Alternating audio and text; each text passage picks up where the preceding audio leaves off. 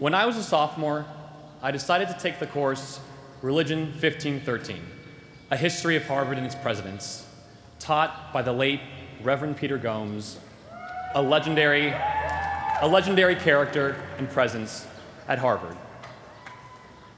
Usually a course taken by seniors because of its nostalgic value and moderate workload. I thoroughly enjoyed it, and the course took on greater significance after Reverend Gomes passed away in February 2011. It would be the last time that he taught the course. The last semester, he'd invite students over for tea, or challenge us to hunt Boston for the grave of John Harvard, or deliver a lecture from the president's chair in University Hall. I had looked forward to him speaking today at my own commencement. And although this is the second commencement where his booming voice and Paddington Bear-like persona will be missed, I felt it a great opportunity to reflect on the history of our university.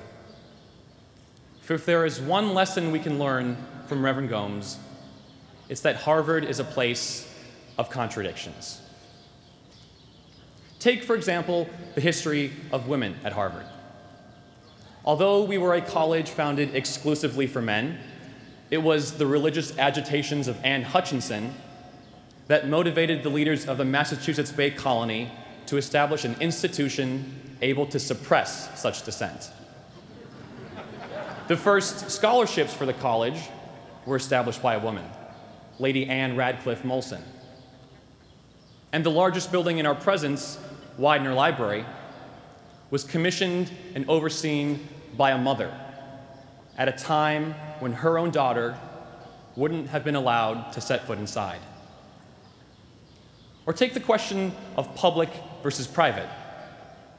Reverend Gomes was always quick to point out that we were founded through an act of a public legislature, seeking to build upon the collective will of the community to perpetuate its values. Another paradox, balancing the sacred and the secular.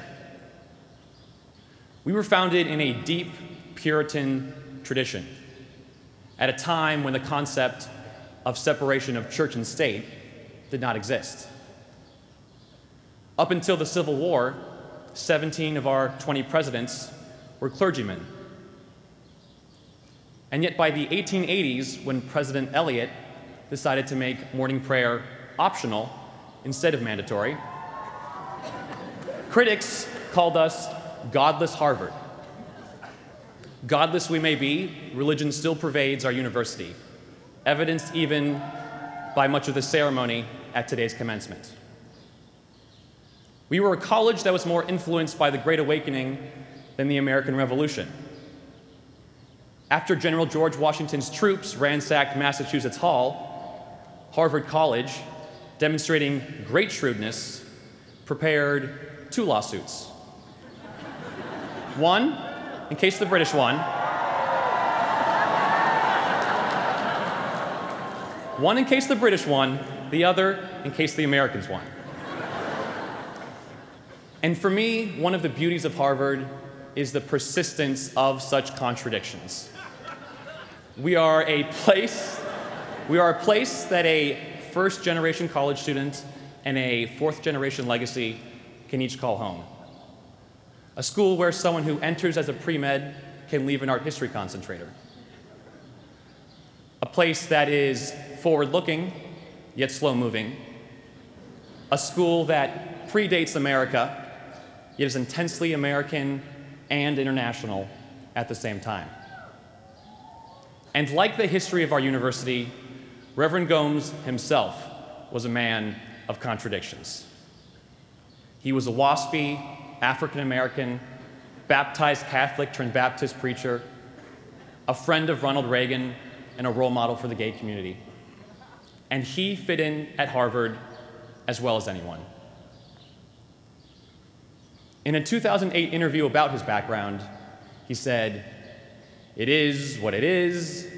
I am what I am. It confuses people, which gives me great pleasure." And perhaps that's the true value of our university as we all move forward into an uncertain future. Each of us, myself included, can find contradictions in our own backgrounds, interests, and aspirations, sometimes making us feel isolated from what we suppose a Harvard student ought to be. For many of us, such contradictions might be worthy of hiding, yet reverence who saw strength in them. We must embrace our contradictions. In a world small, matter, and globalized, they will be assets, not limitations. And as long as we remind ourselves of the contradictions in our own history, in our own privilege, and in our own narratives, such contradictions will not only be sources of strength, but because of them, we'll always be at home at Harvard.